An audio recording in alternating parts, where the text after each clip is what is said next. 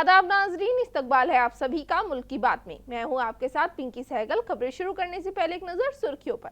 America की मदद के बावजूद डर और खौफ में इजराइल अब मदद के लिए ब्रिटेन और फ्रांस के आगे फैलाए हाथ। मध्य प्रदेश हुकूमत की मदरसों को सख्त हिदायत, गैर मुस्लिमों को तालीम देने पर रजिस्ट्रेशन होगा मंसूख। हिंदुत्व लीडर ने की रसूल पाक की शान में गुस्ताखी।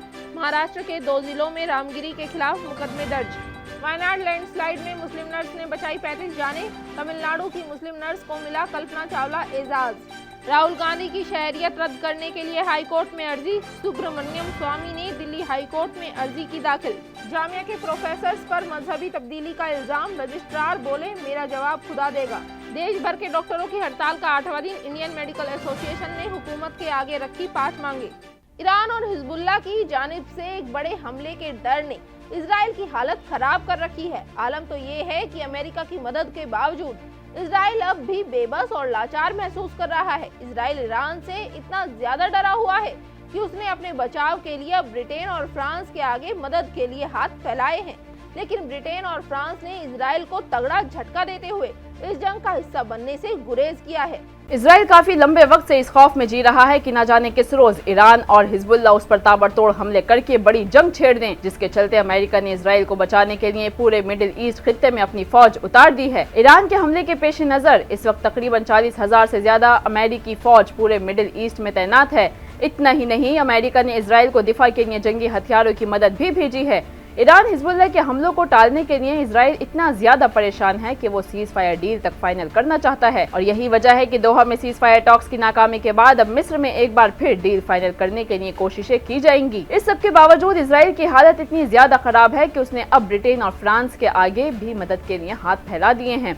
The times of Israel website के मुताबिक इजराइल के वजीर खारजा इजराइल कैट्ज ने फ्रांस और ब्रिटेन के वज़राए खारजा से एक मीटिंग के दौरान कहा कि अगर ईरान ने हम पर हमला किया तो हम चाहते हैं कि फ्रांस और ब्रिटेन न सिर्फ ईरान के हमले रोकने में हमारी मदद करे, बल्कि इजराइल जब पलटवार करे तो फ्रांस और ब्रिटेन भी साथ मिलकर ईरान पर हमला करें। मीटिंग के दौरान इजराइल कैट्स ने यह खुलकर वाज़ेह कर दिया कि इजराइल अपने ऊपर होने वाले हमलों का मजबूती से जवाब नहीं दे सकता। यही वजह है कि इजराइल को अमेरिका की क़यादत वाले इत्तेहाद की सख्त जरूरत है। लेकिन फ्रांस और ब्रिटेन ने इजराइल की इस मांग को लेकर उसे तगड़ा झटका दे दिया। न्यूज वेबसाइट CNN के मुताबिक इजराइल को ईरान के खिलाफ जंग में सपोर्ट करने की इजराइल कैट्स की मांग को लेकर फ्रांस और ब्रिटेन के वज़राए खारजा ने हामी भरने से गुरेज किया है। यूके की वजारत खारजा ने कहा है कि बरतानिया मिडिल ईस्ट में मुसलसल जारी तनाज़ात के सिलसिले को खत्म करने की जरूरत पर जोर देता है। वहीं फ्रांस की वजारत खारजा ने यरूशलेम में हुई मीटिंग में कहा कि इस वक्त जब डिप्लोमेटिक बातचीत का दौर जारी है, ऐसे में इजराइल के साथ जवाबी कार्रवाई की तैयारी में मुलव्विस होना गैर मुनासिब होगा। ये ईरान का दबदबा और बेखौफी ही है जिसके चलते इजराइल इतनी बुरी तरह थर्राया हुआ है कि वो फ्रांस और ब्रिटेन और दीगर अलाइज से मदद मांगने को मजबूर है। एक तरफ इजराइल और उसके अलाइज तो दूसरी तरफ ईरान और उसके प्रॉक्सीज। अब देखना यह है कि कौन किस पर भारी पड़ेगा। पढ़ते हैं वो बच्चे तभी मजहबी तालीम ले सकते हैं जब उनके वालिदैन इसकी इजाज़त दें। ये हुकूमत उन स्कूलों का भी जायजा लेगी जो मदरसा बोर्ड से रिकॉग्नाइज्ड हैं। हुकूमत ने यह कदम National Commission for Protection of Child Rights की सिफारिश के बाद उठाया है। कमीशन ने दावा किया था कि स्कूल अपने यहाँ ज़्यादा से ज़्यादा बच्चों का दाखिला करते हैं ताकि वह हुकूमत से ज़्यादा पैसे हासिल कर सकें। हुकूमत की तरफ से जारी नोटिस में कहा गया है कि अगर गैर मुस्लिम बिरादरी से ताल्लुक़ रखने वाले बच्चे मदरसे में पढ़ते हुए पाए गए तो उन मदरसों का रजिस्ट्रेशन मनसूख कर दिया जाएगा। रामगिरी महाराज नामी एक गैर मुस्लिम लीडर ने पैगंबर मोहम्मद और इस्लाम पर काबिल एतराज़ बयान दिया है, जिससे महाराष्ट्र के 2 जिलों में तनाज़ा खड़ा हो गया है।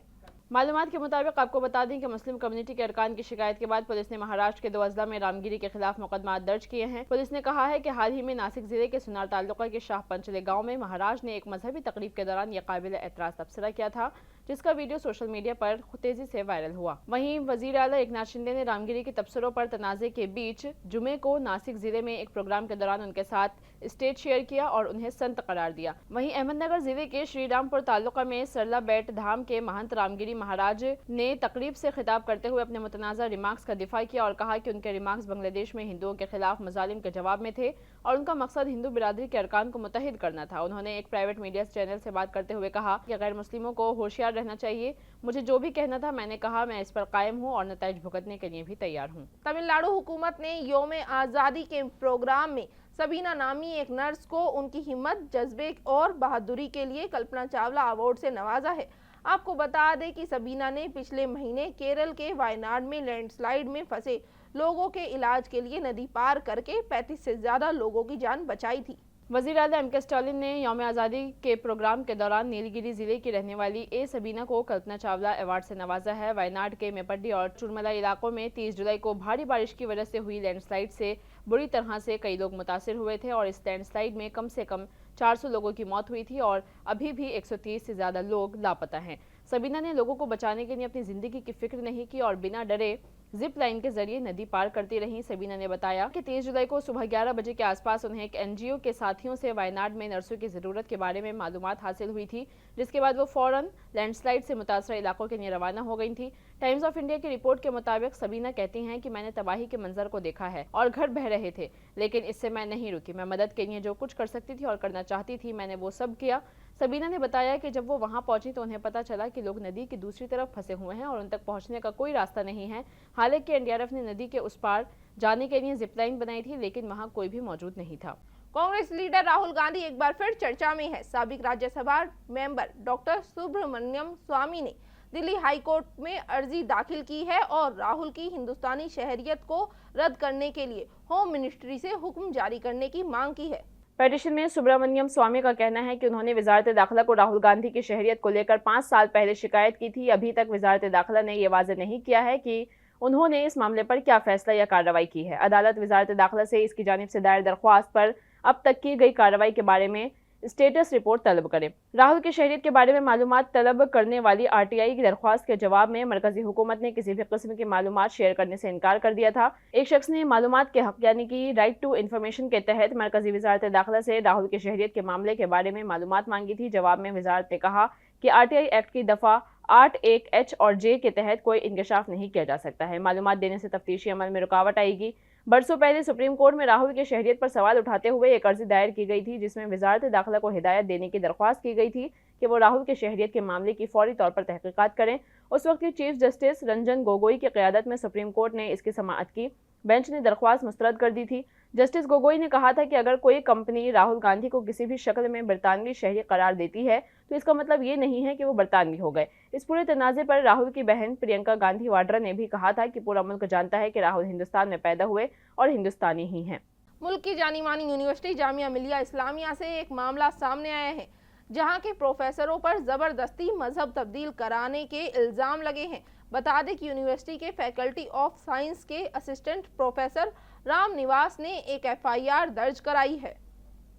राम निवास का कहना है कि मुझे जामिया मिलिया इस्लामिया में काम करते हुए 1.5 से 2 साल ही हुए थे। मेरा बार बार ट्रांसफ़र किया गया। इनमें से 2 डिपार्टमेंट तो ऐसे थे जहां मैं अकेला स्टाफ था। मैं अपनी परेशानी लेकर रजिस्ट्रार डॉक्टर नाजिम हुसैन अली जाफरी के पास गया, लेकिन उन्होंने मेरी पूरी बात नहीं सुनी और बोले कि ईमान ले आओ, सब ठीक कर दूंगा।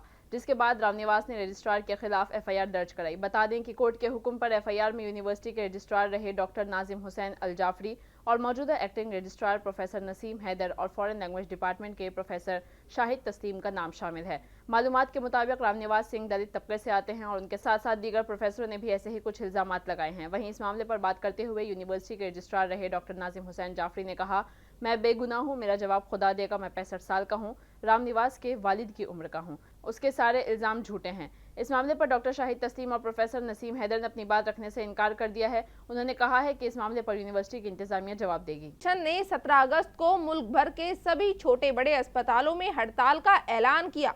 आज सुबह 6 बजे से शुरू हुई हड़ताल कल सुबह 6 बजे तक जारी रहेगी। इस दौरान इमरजेंसी सर्विसेज चलती रहेंगी, हालांकि ओपीडी समेत दीगर सर्विसेज बंद रहेंगी। कोलकाता के आरजी कर मेडिकल कॉलेज और अस्पताल में ट्रेनी डॉक्टर की असमत दरी और कत्ल के वाक़े के खिलाफ मुल्क भर के डॉक्टर्स एहतजाज पर हैं और फोर्डर के डॉक्टर्स के अलावा दूसरे अस्पतालों के डॉक्टरों की हड़ताल का आज 8वां दिन है। हालांकि फोर्डर के डॉक्टर्स और आरजी कर मेडिकल कॉलेज के डॉक्टरों ने आज से फिर से हड़ताल शुरू कर दी है। आईएमए ने रिहायशी डॉक्टरों के काम करने और रहने के हालात में तब्दीली का मुतालबा किया है। इसमें 36 घंटे ड्यूटी शिफ्ट और आराम के लिए महफूज जगहों की कमी जैसे मसाइल शामिल हैं। आरजी कर अस्पताल की मुतासर डॉक्टर भी 36 घंटे ड्यूटी कर रही थी। आईएमए ने एक मरकजी कानून का मुतालबा किया है, जिसमें 2023 में वबाई अमराज एक्ट 1897 में की गई तरमीम को शामिल किया जाए। ख्याल किया जा रहा है कि इससे 25 रियासतों में मौजूदा कवानीन मजीद मजबूत हो सकेंगे। डॉक्टरों की तंजीम ने जुर्म की मोहतात और पेशेवराना तहकीकात और मुकर्ररा मुद्दत में इंसाफ का मुतालबा किया है। इसके साथ ही 14 अगस्त की रात आरजी कर अस्पताल के अहाते में तोड़ फोड़ में मुलविस लोगों की निशानदेही करके उन्हें सख्त सजा देने का मुतालबा भी किया गया है। कोलकाता में हुई दिल दहला देने वाली वारदात के बाद अब मुल्क भर के सभी डॉक्टरों में गमों गुस्से की लहर दौड़ गई है। जगह जगह इंसाफ के लिए और हिफाजत की मांग करते हुए मुजाहिरे हो रहे हैं। दिल्ली के आरएमएल अस्पताल में भी डॉक्टरों की हड़ताल रही, जिससे अस्पताल की सर्विसेज मुतासिर हुई और मरीजों को इलाज के लिए परेशानी का सामना करना पड़ा। वहीं दिल्ली की जामिया हमदर्द यूनिवर्सिटी में भी तलबा ने एहतिजाजी मार्च निकालकर कोलकाता की मुतासिरा के लिए इंसाफ की मांग की है। यूनिवर्सिटी के ज़ेरे तालीम डॉक्टर्स ने यूनिवर्सिटी कैंपस में एहतिजाजी मार्च निकालते हुए नारेबाजी की। साथ ही रात में उन्होंने कैंडल मार्च भी निकाला और मुतासिरा के लिए इंसाफ की गुहार लगाई। कोलकाता में हुई वारदात लगातार सुर्खियों में बनी हुई है और इसको लेकर सियासी बयान भी सामने आ रहे हैं, जिसमें मरकजी हुकूमत रियासती हुकूमत के सर इल्जाम रख रही है और रियासती हुकूमत इसके पीछे मरकजी हुकूमत का हाथ बता रही है। इसी मुद्दे पर हमारे नुमाइंदे ने उत्तराखंड से बीजेपी एमपी नरेश बंसल से बातचीत की। साथ ही नरेश बंसल ने जम्मू में होने वाले इंतखाबात पर भी क्या कुछ कहा, सुनिए। जिस प्रकार से दूसरा निर्भया कांड कोलकाता में हुआ, उससे पहले संदेश खाली में हुआ, उसके बाद सिलीगुड़ी में हुआ, ये क्रमबद्ध घटनाएं जिस प्रकार से वहाँ हो रही है, तो जिन गुंडों को टीएमसी ने और सरकार ने संरक्षण दिया हुआ है, वो असभ्यता का एक नंगा नाच वहाँ कर रहे हैं और सरकार उन पर कार्रवाई करने में असमर्थ है। क्योंकि जब किसी राज्य की महिला होते हुए मुख्यमंत्री कुछ न कर पाए और वो धरने पर बैठे, तो ये बताता है कि उसने हथियार डाल दिए हैं कि वो कुछ नहीं कर सकती। चुनाव निष्पक्ष कराने के लिए चुनाव की घोषणा से पूर्व हमेशा इस प्रकार के ट्रांसफ़र कराए जाते हैं।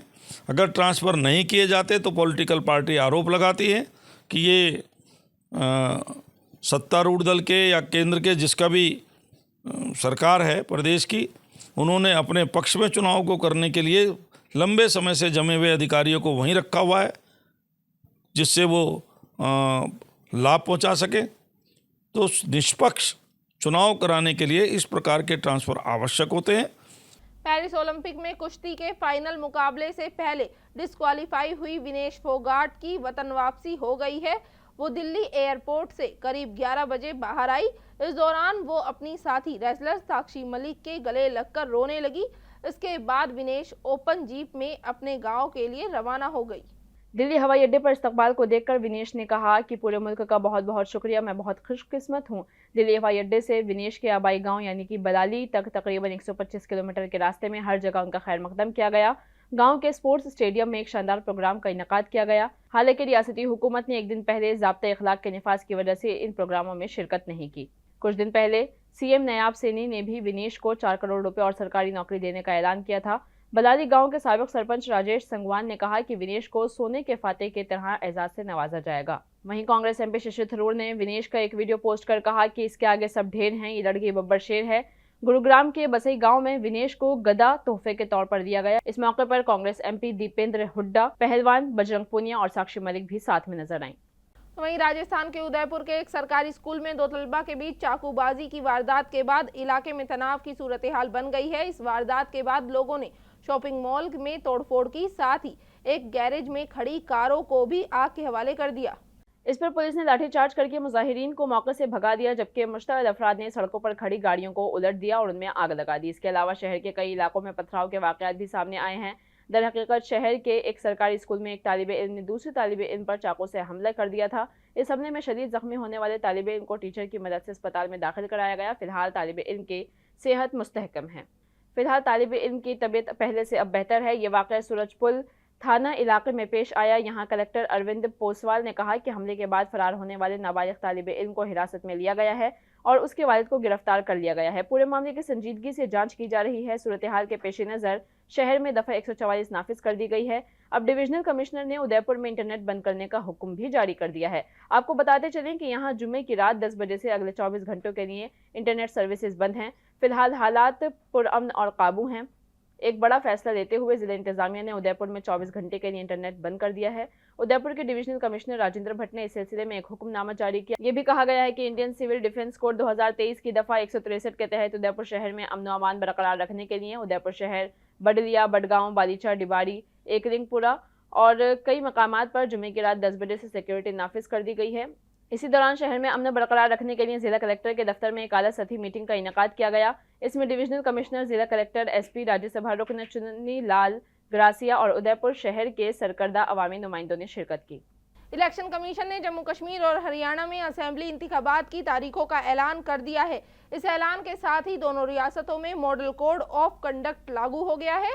उधर कांग्रेस ने भी इंतखाबात की तैयारी शुरू कर दी है।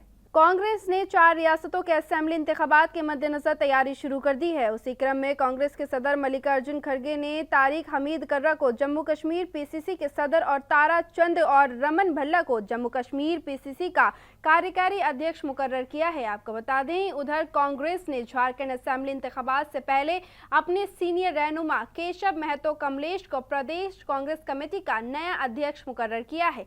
इसी तरह पार्टी ने महाराष्ट्र असेंबली से पहले रियासत के सीनियर रहनुमा बाला साहब तोहराटे को कांग्रेस वर्किंग कमेटी का मेंबर और आरिफ नसीम खान को विशेष आमंत्रित मेंबर बनाया है। महाराष्ट्र और झारखंड में अक्टूबर-नवंबर में असेंबली इंतखाबात प्रस्तावित है। पार्टी के तंजीम के जनरल सेक्रेटरी केसी वेणुगोपाल की ओर से जारी एक प्रेस रिलीज के मुताबिक कांग्रेस सदर मल्लिकार्जुन खड़गे ने कमलेश को झारखंड प्रदेश कांग्रेस कमेटी का सदर मुकर्रर किया है। रिलीज के मुताबिक आपको बता दें कि रमेश्वर उरांव को झारखंड में कांग्रेस एमएलए दल का नेता मुकर्रर किया गया है। कमलेश ने राजेश ठाकुर और उर्रव ने आलमगीर आलम की जगह ली है। महाराष्ट्र में कांग्रेस के सीनियर रहनुमा सैयद मुजफ्फर हुसैन को प्रदेश कांग्रेस कमेटी का एग्जीक्यूटिव चेयरमैन बनाया गया है। एनडीए के लीडरान की नई दिल्ली में एक अहम बैठक हुई, जिसमें कई मुद्दों पर चर्चा हुई। बैठक बीजेपी सदर जेपी नड्डा के घर पर हुई, जिसमें मणिपुर में जारी तशद्दुद और मरकजी हुकूमत की तरफ से पेश किए गए वन नेशन वन इलेक्शन पर भी तबादला ख्याल किया गया। बता दें कि मणिपुर की सूरत हाल पर तबादला ख्याल करते हुए मरकजी वजीर किरेन रिजिजू ने कहा कि हुकूमत खित्ते के बुनियादी ढांचे की तरक्की पर तवज्जो दे रही है और तशद्दुद पर काबू पाने के लिए इक़दाम कर रही है। रिजिजू ने यह भी कहा कि ज़मीनी सूरत हाल में बेहतरी आई है। हालांकि मणिपुर में पिछले 1 साल से तशद्दुद जारी है।